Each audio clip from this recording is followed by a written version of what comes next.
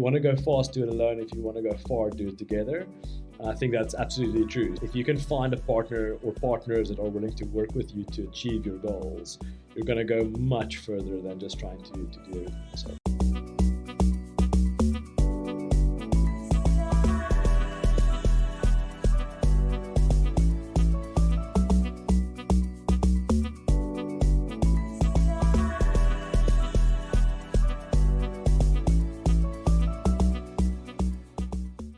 Michael, Nathan, thank you for coming on.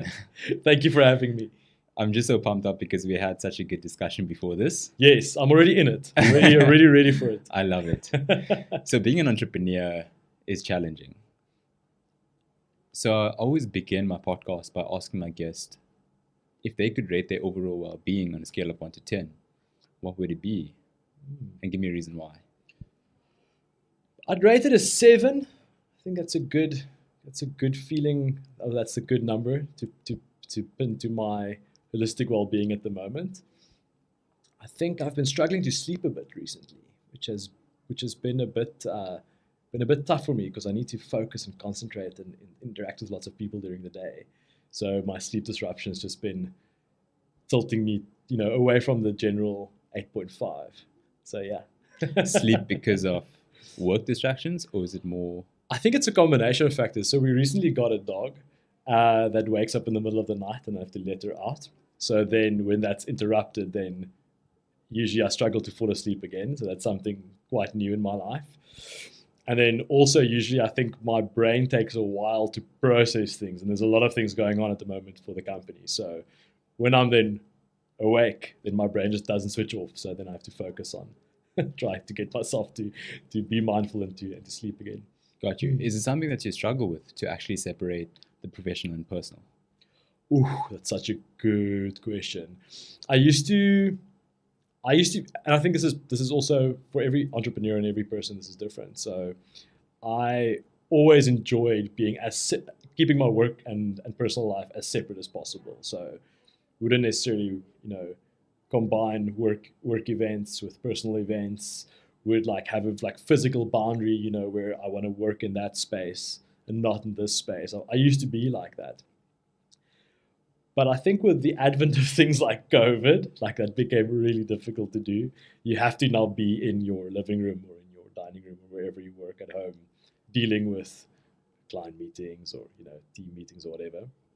So you can't. That physical boundary was the first kind of crossover, and then more and more I've kind of been letting those boundaries go a bit, just becoming a bit more flexible. So I think now, because I started from a very boundaried perspective, I do think I have a very good work-life balance.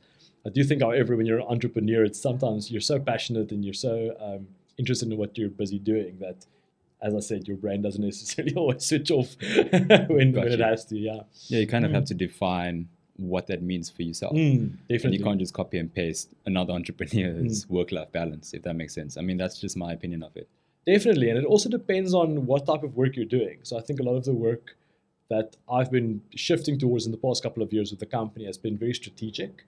So I enjoy kind of playing out scenarios, thinking about where things could be heading, doing research, talking to people, versus just, let's say, implementing something or executing something. So I think when you're executing something, sometimes the boundary is easier to draw versus when you're constantly thinking about strategy. You might see something and it prods a thought and you're like, yes, I could be doing it that way. Or you have a conversation with someone and you go, but this is, so then it becomes very difficult to not blur the lines.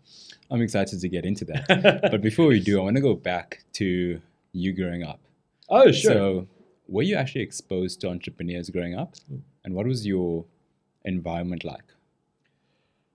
I don't think I was exposed to so many entrepreneurs. I think we had some family friends who had their own business, and usually it would be, a small business. Let's say somebody who has a construction company or an IT company or something like that.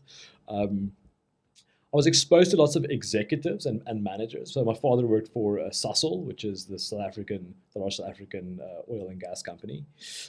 So I was exposed to lots of execs and people in corporate environments. I would say that was more the type of conversations I would be exposed to growing up. I think I just always really enjoyed entrepreneurship and buying and selling things. That was just always a very fascinating thing for me. So, other than media or television programs or things, I don't think so much of my personal life now. Got you. And speaking of buying and selling, was there any sort of side hustles early on? Yes, I was 6 years old and I was obsessed with candy and with sweets and with cool drinks. And I decided I wanted more. And I figured out that if I could go and buy bulk from Spar, there was a Spar down the road, buy like a large amount of sweets and cool drinks, I could then sell them to people living in my neighborhood. So I literally took like a blanket, put it down on the ground, went to the shops, got my stock, laid them out, and then sold them at a profit. So that was my first that was my first business venture. It was very successful. It was very profitable. People were very nice in my community, so they all supported me. What I like that. What seeds were planted for you to actually think about doing something like that? That's such a great question. I don't have the answer to that, to be honest with you. I think I always enjoyed mathematics. I always enjoyed math, even when I was like very young, like a very young kid. So my parents, my moms especially, really encouraged me to, we used to get these little exercise books that were like, learn to do certain arithmetic and learn about Fibonacci and sequences and things like that before even going to school. So I just found that very fascinating. So I think that might have been maybe in one of those word sums, there might have been like you buy something for this price and you sell it at that price. And I think that might have prodded it, but that's my best guess. I'm unsure. I'll have to go ask my parents. And speaking about your parents, what lessons were you taught that still stick with you today or shape the way you view the world? Something so important that my parents instilled in me is working hard, like really, really working hard. So if you find something that you want to be good at, or you find something that you believe is worthwhile, you have to put in the effort. And I definitely reflect a lot of my parents' work ethic in that way still. So, try to really be diligent, try to be thorough, try to commit myself. And yeah, that's just something that comes quite naturally to myself and my siblings, actually. So yeah. Got you. And fast forwarding a bit, you eventually go on to study engineering. What made you study engineering? Math again. So, so I went to go Common study. denominator. Yes, I just really like numbers. Yeah, I actually really enjoyed maths and science quite a lot at school. So yeah, a combination actually of math, science, and computer science. So when I was deciding on career choice, luckily at Stellenbosch University, where I did my degree, you do a general first year. So you do all the engineering disciplines do the same subjects in the first year, and then you can specialize in your second year. So I just thought that, well, let me just go for engineering. I'm going to end up doing lots of math and science, and I'll figure out which one along the way. So yeah. Okay, that makes sense. And after you finish studying, you eventually go to work for a bunch of startups. And I want to actually ask you, what was it like to work in startups? I mean, you've just worked in different sort of startups from a bunch of different industries. So could you walk us through some of your early experiences and lessons that you learned? Yeah, it's actually wonderful working for a startup as a young professional, because at a startup there are certain things that happen or exposure you'll get that you won't get at any other type of company.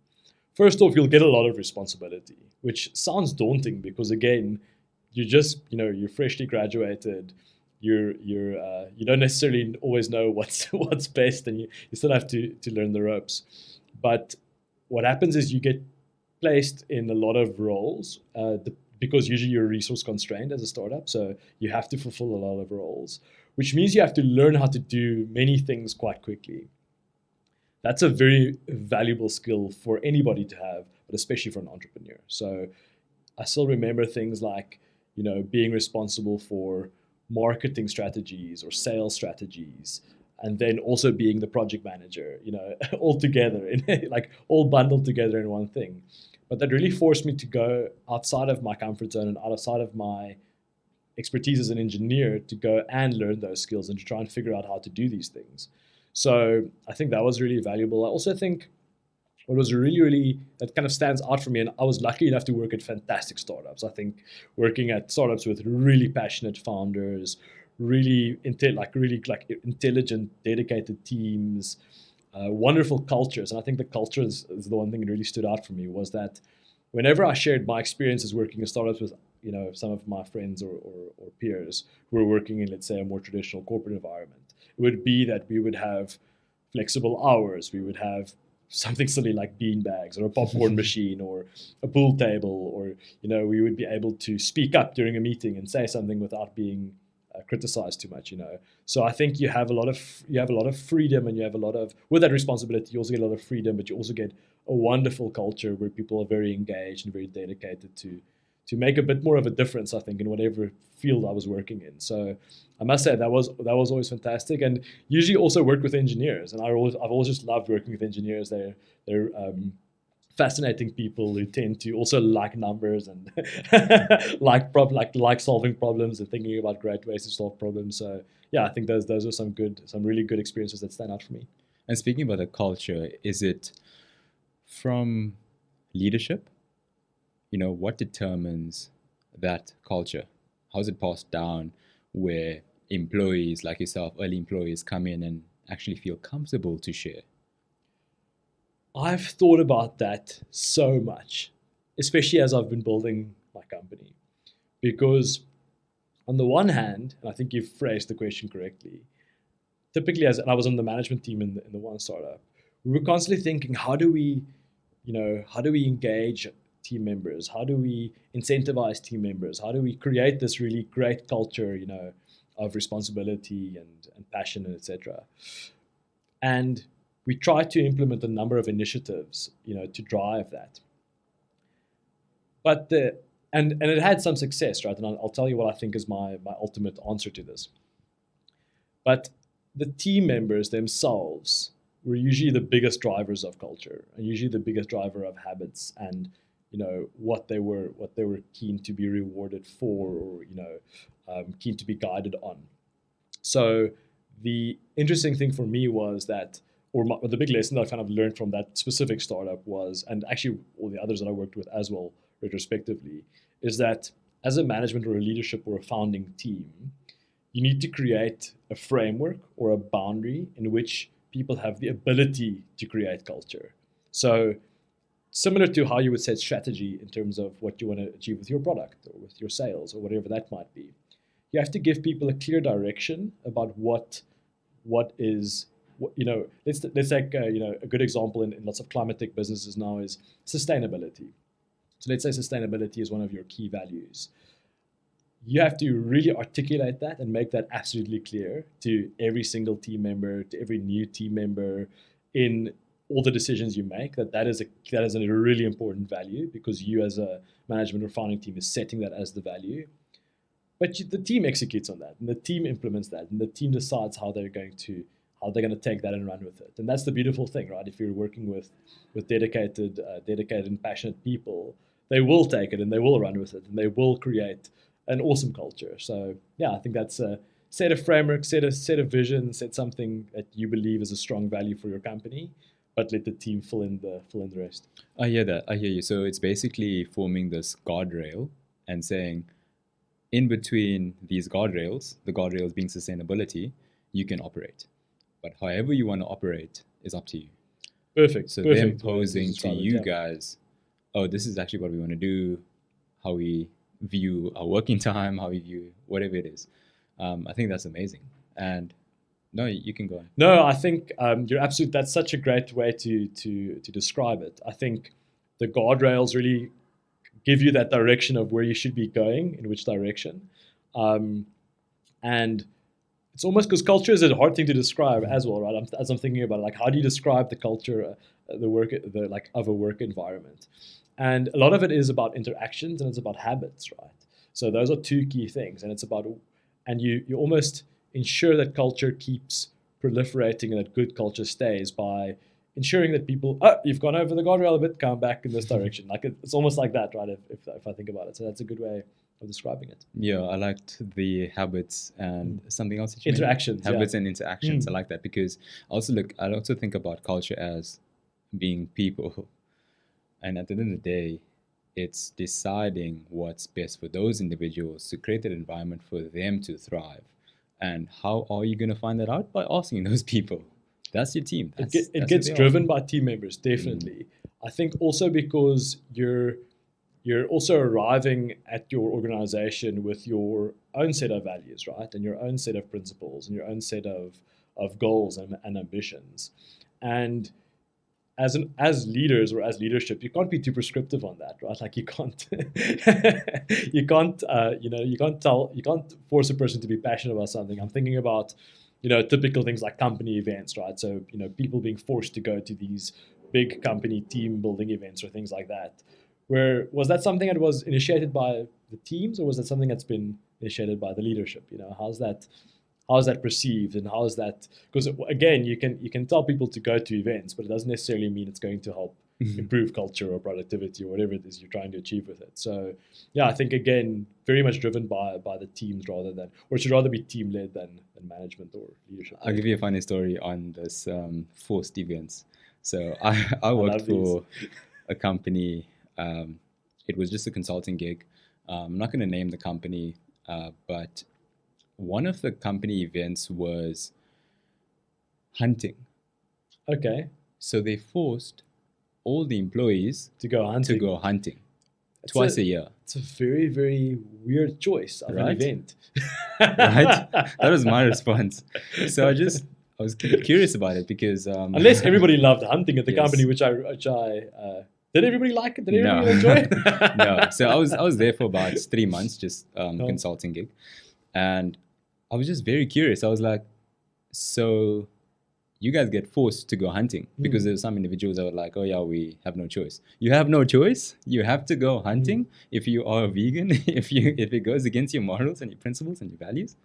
Wow. That's a very, very exclusive event, not a very inclusive event, I would say. Yeah. Type of event.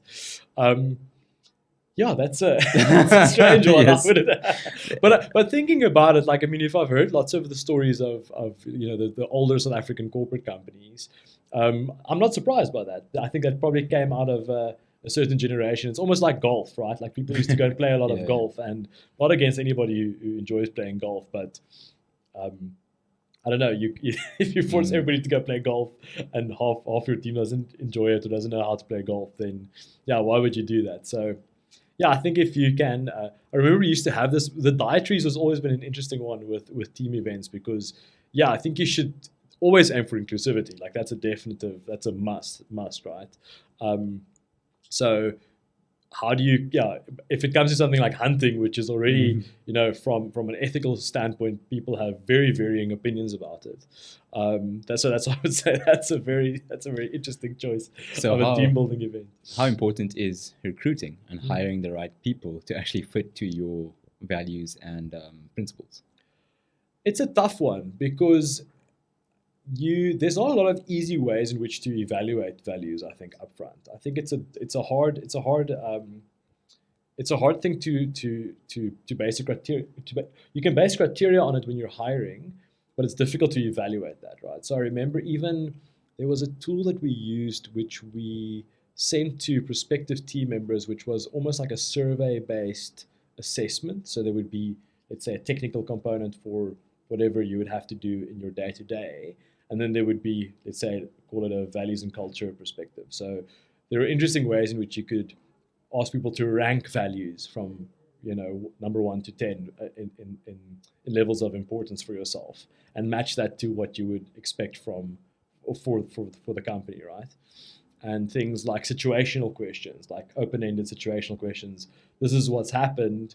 Describe how you would react, or describe how you would tackle this problem. And then again, during interviews, also posing some of those types of questions, which are more looking at how the decisions will be made and how that team member will communicate, etc. I think those are the only real tangible ways in which you can evaluate it.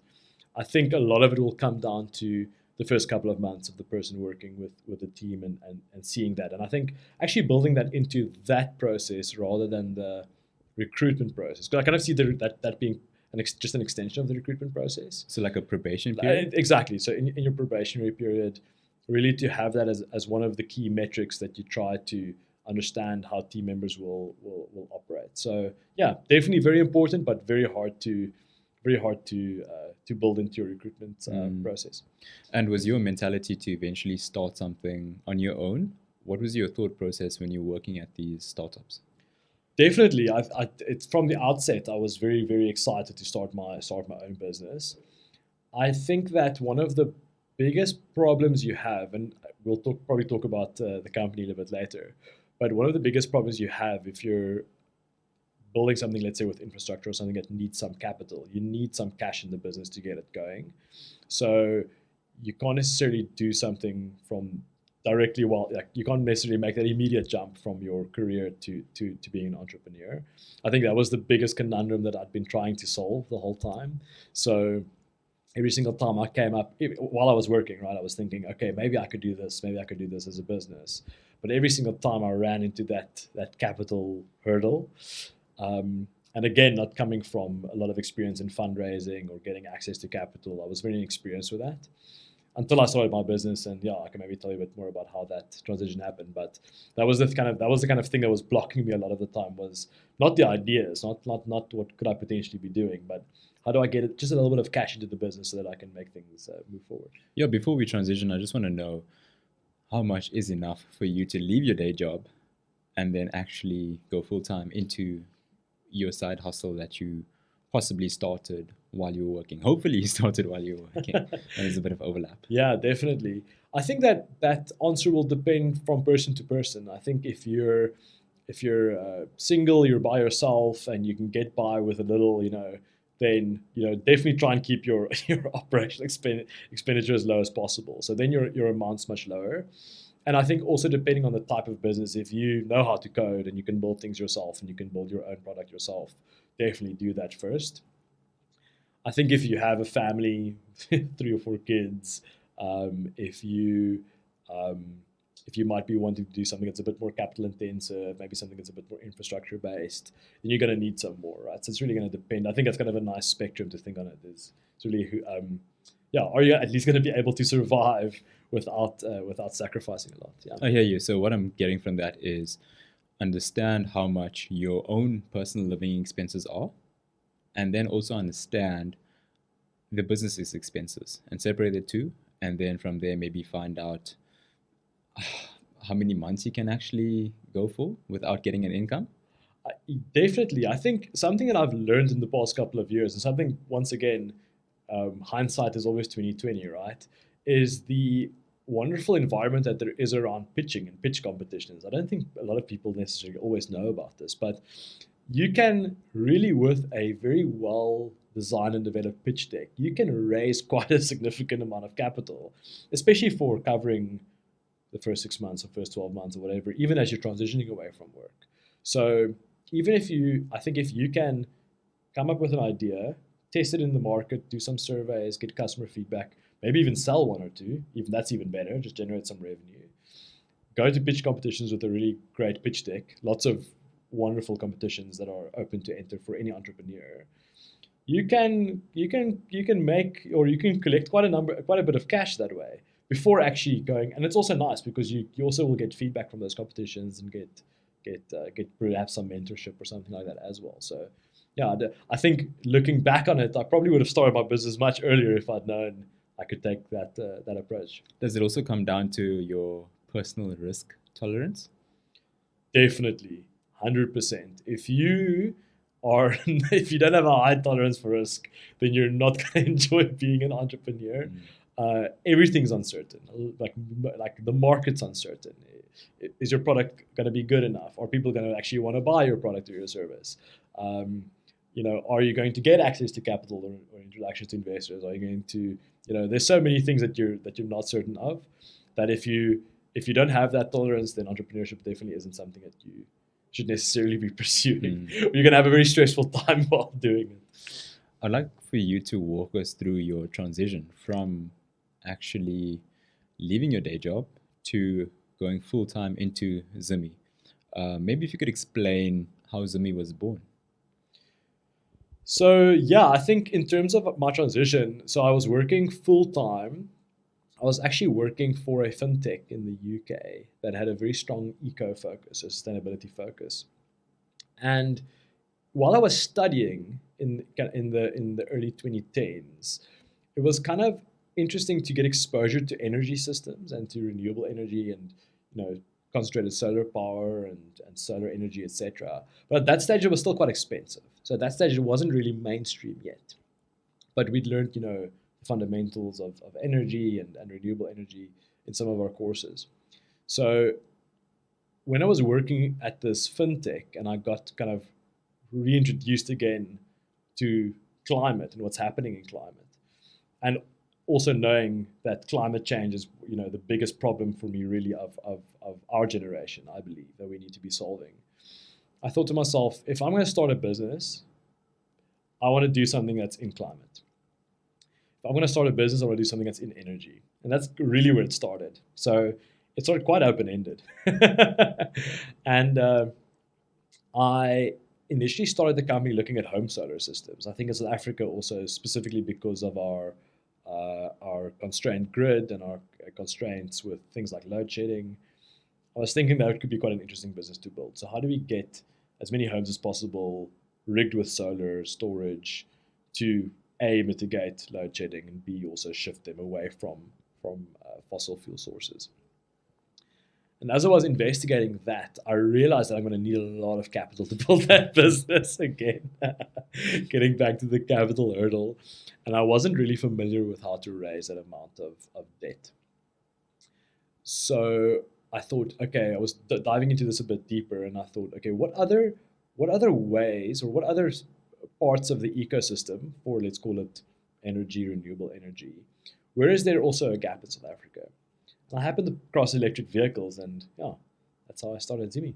Okay, and could you walk us through your first actual prototype and your product? How did you actually know that charging stations was what you wanted to develop and build?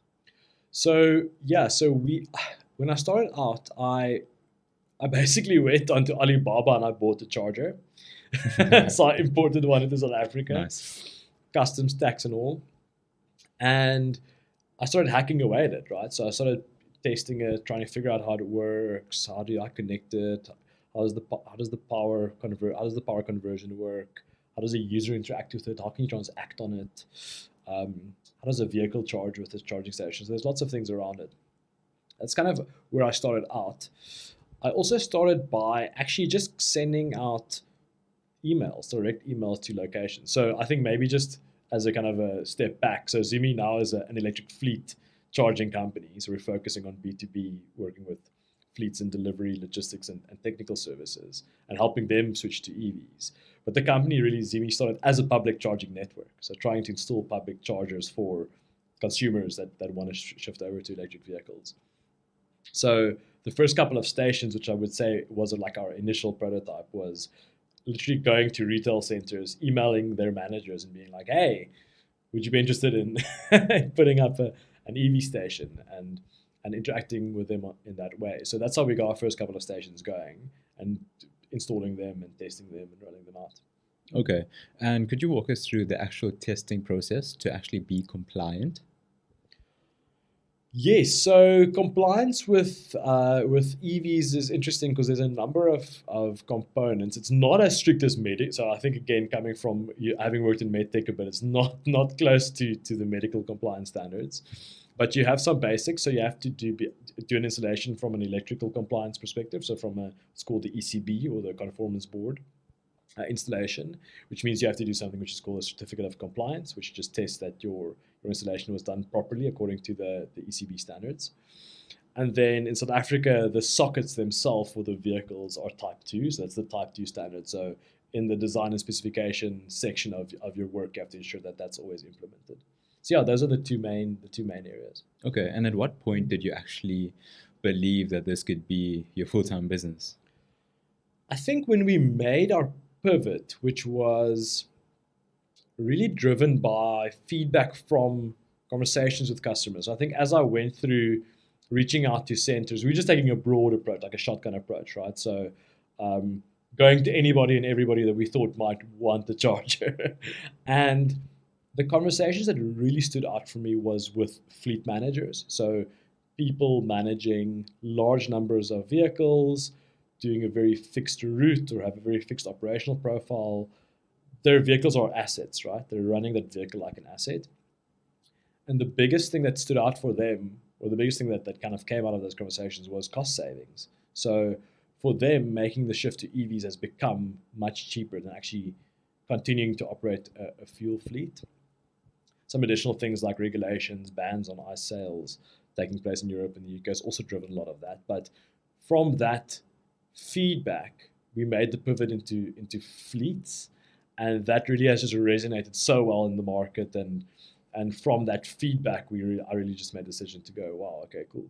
This is definitely something I can do full time. Okay, and you mentioned cost saving to these corporates and these managers of these fleets. Could you give us an indication of how much they would save, percentage wise or actual numbers? Yeah, so it always depends on the types of vehicles and on the operational distances and operational profiles of the fleets, as well as their energy sources. But generally looking at anything between 30 to 50% total cost of ownership savings. So that's over the lifetime of the vehicle. That's the cost of the vehicle, the maintenance, the energy, everything, the infrastructure, everything included. Okay.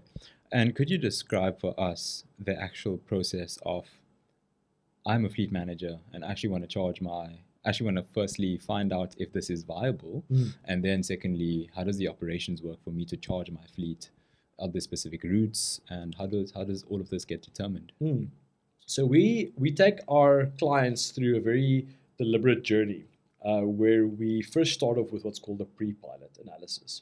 So what we do is we work with your operational team to really build up a really detailed energy profile. So what type of energy needs are you going to be having in the next couple of years as you're transitioning your fleet? We build up a carbon profile to really understand how much carbon you're going to be saving. And then also just a fleet profile. So as you're moving certain vehicles to different brands and different EV models, what would that look like from a cost perspective? So it's really an upfront analysis where we take the fleet manager through a detailed set of questions to build that out. And then our models, our financial and our carbon and our energy models really create the visualization of what that could potentially look like for them in the next couple of years. So that's the starting point, and that just really is almost like a paper-based exercise, right, before you're making any commitments. So it's quite low risk for them.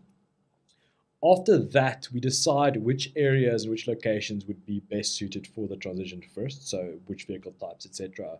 Also depending on the availability of the vehicle brands in South Africa. We then install a charging station for them, and we get some demo vehicles, and they then actually run that for, let's say, anything from 1 to 3 to 6 months, depending on what they want to understand from the data. And from that, we actually gather all the information from the telematics system and from the charging stations and from driver and location manager feedback. That then feeds into what we call the post-pilot analysis, where we look at the pre-pilot data. We take the operational information and data from the pilot, combine that, and then make strategic decisions for the rollout of EVs. So really helping them to navigate that transition depending on their KPIs and their business needs. So that's on a high level how the journey works, and it's really a great way in which to reduce risk and understand things that are going to happen in the future, working with a partner that takes care of all infrastructure and energy needs, which is us. Okay, and how many different fleet managers or fleet's number of vehicles can use one specific charging station? You're going to hear it from engineers mostly. It depends. So generally speaking, your vehicles are charging overnight because fleets are operating during the day. So if they have an operator or a driver that can swap vehicles between stations, they can typically do anything from 2 to 3 vehicles overnight per station. It usually depends on if they have that team member available to make that shift. They do sometimes do a top up during the day, again depending on where they're delivering or where they're operating or where the vehicles are stored or managed. So, and then also again depending on the type of vehicle. So if you have an electric motorbike, which a lot of the delivery companies are using, then you could charge up to 7 bikes at a charging station simultaneously, versus a vehicle can only charge 1 per station at a time. but you can do them sequentially. So yeah, it depends. Okay, and of course, it will also depend how long that can last, how the vehicle can, how long it will operate until it needs to be recharged. It depends on the vehicle, it depends on the motor, it depends on a bunch of factors. Am I correct? 100%. So yeah, the two main factors is the actual battery size and then the charger capacity in the battery management system of the vehicle. So what's the maximum amount of power that it can accept at any given time. So those two things together really help determine how much energy you're going to have to put into that. That determines the amount of time that you're going to need to charge the vehicle. And then you're absolutely right. Then that depends on how many vehicles they can charge at that station. Okay, and in terms of the actual stations, how long does that take to recharge and receive power? The charging stations Yes. themselves. Oh, it's immediate. So it's connected to either to their solar system or to the grid. So it's immediate. It charges. It just, And its capacity?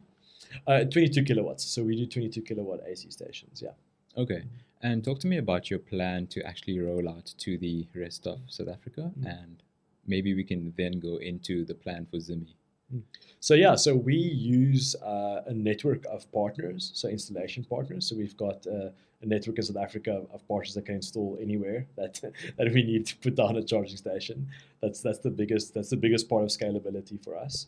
And we're also busy building out what's also called our affiliate network. So it's public charging companies, it's automotive distribution companies, it's renewable energy and storage companies that will really help build a holistic solution for our customers, really from the energy storage, us, let's say, in the infrastructure and analytics space for the fleets, and then vehicle side. So that's how we're thinking about distribution moving forward in the next couple of years. Okay, and from a climate point of view, could you give us an indication of how much vehicles are not contributing towards putting more carbon into the atmosphere? Yeah, so if you think of global emissions, if I remember the stats correctly, we're looking at removing about 50 billion tons of CO2 per year. That's global emissions. That's not everything, right? Of that, I think it's about 11 billion tons is transport. So that's 22% is just transportation. And of that 22%, 75% is road transport. So road transport really is one of the biggest culprits in terms of emissions, and we really can't decarbonize or reach our decarbonization goals without really drastically looking at road transportation. If you're thinking of a country like South Africa, we have about 12 million vehicles on the roads. 2.7 million of those are light delivery vehicles. Even though it's a smaller percentage of the total, what's called the vehicle park size or fleet size in South Africa, they have the biggest impact because they do the most kilometers. If you think of it, if you think of a fleet vehicle, it's doing many, many trips during a day versus you and I maybe doing one or two. So they make a significant contribution. If you also think of it on the vehicle type, a motorbike typically emits around 3 tons of CO2 per year. 4-ton truck does about 23 to 24 tons of CO2 per year. So they do make quite a large dent in our carbon emissions profiles. And what percentage of those vehicles in South Africa are actually electrical? That's a great question. So the South African, the statistics comes from a system called NATIS or eNATIS, which is used for the registration of vehicles. If I remember correctly, the last number was 2,500 or 3,000 electric vehicles on the roads. Majority of that still is registered under consumers. What's been happening on the fleet side is that they've been doing a lot of imports and homologation and things like that to actually get new vehicle brands into the country. So I suspect in the next 12 months or so, you're going to start seeing those numbers tick up quite significantly. Okay, and the vision for your company, if I had to ask you, what do you want to achieve? What would your answer be? I think I always like the term big, hairy, ambitious goal. Have you heard of the HAG? That's always been a nice one. It's always been a nice one to think of. I think, yeah, if we can have 100,000 chargers under management, almost like assets under management for an investment company, but we call it chargers under management. So chargers that we've either installed and that we have linked up to our backend system, which we do analytics on and we do services on, etc. That for me would be a fantastic achievement. I think that would result, again, not only directly in revenue, but also actually in carbon reduction impact, which is critical for us. Okay. Any advice that you would have to aspiring entrepreneurs or entrepreneurs that are thinking of entering the climate space, of how to actually mitigate climate issues? What would you say to these individuals? I'd say do it. I think anybody that has the opportunity to work in climate or on climate, and I mean it's broad. There's lots of areas that can be tackled, right? Like I mean something like construction is such a big emitter. Thinking about energy, definitely think about energy systems and transmission and just distribution. I mean, there's a massive need there. Energy storage is a big issue that needs to be solved in order to get us fully transitioned over to renewables. I think there's lots of facets in which you can do that as well. And once again, you don't necessarily have to be an entrepreneur or an engineer. I mean, there's lots of ways in which you can work in communication and make sure that things are communicated correctly, or in research, or there's lots of facets. So I'd definitely say do it. I would say climate specifically has become quite an interesting field in which there is a lot of disagreement about how things should be done. So, for example, you have in South Africa, there's a big conversation around hydrogen, or green hydrogen, and how that will impact the economy. And again, I think depending on who you are or what your background is, get involved in these conversations. It's quite easy, right? You can attend these conferences. There are lots of the times they have free open tickets, or they have free days that you can go there for free, or go to a networking event, go to a pitch event, go to these things are becoming more, or you're seeing them more often now than, let's say, a couple of years ago. So if you really are interested in it, definitely go and experience it. Go out into the world. Go and find people who've either worked in climate or are talking about climate, and have a conversation. I think that's always such a good. Be curious and have a conversation. I think that's such a good starting point for most things, right? Like you don't necessarily have to figure everything out and go and do it full steam immediately. Like you take some time to explore and take some time to understand the landscape and the people in it, and what you want to achieve. And if you can, also find a partner. If you can, find someone that's willing to do that with you. Again, I think that will come from a conversation, right? You might just be at a braai chatting to a friend of a friend, and you might just find, a mutual passion for something, and run with that. Like be curious, explore, and have a conversation. How important is it to actually have a founding team member? I think it's important, but I think it will depend again on what you're trying to achieve. So if you come, let's say, typically from more of a business background and you're trying to build a tech company, yes, definitely find a partner who can code or who can develop some of the technology. If you don't necessarily need that, that's not necessarily a prerequisite, but again, building something with someone is so much more valuable. And actually, what's that proverb? But if you want to go fast, do it alone. If you want to go far, do it together. And I think that's absolutely true. So if you can find a partner or partners that are willing to work with you to achieve your goals, you're going to go much further than just trying to do everything yourself. I love that. Michael, thank you. Thank you for your time. Also want Was to that acknowledge it? you. That's it. Oh, wow. That went by quickly. Is I there enjoyed anything that. else you want to speak about? I mean, I covered everything that I wanted to get out of it. But, No, thank you so much for having me. I really enjoyed the conversation. I was hoping it was going to go on for longer. We can keep chatting after this. Nice. Yeah, it went by quick. Yeah. Felt like 2 minutes. Definitely. Time flies when you're having fun. No, I do want to acknowledge you and say thank you for showing up consistently, not only in your business, but actually making a significant change in Africa and actually contributing towards mitigating climate change and the effects of it. So thank you for doing that. And I fully support your mission. And I hope that I just wish you everything of the best in your endeavor with it and your big, hairy, audacious goal. I wish that comes to fruition. So thank you. Thank you for your time. Thank you so much for having me, Nathan. It was lovely.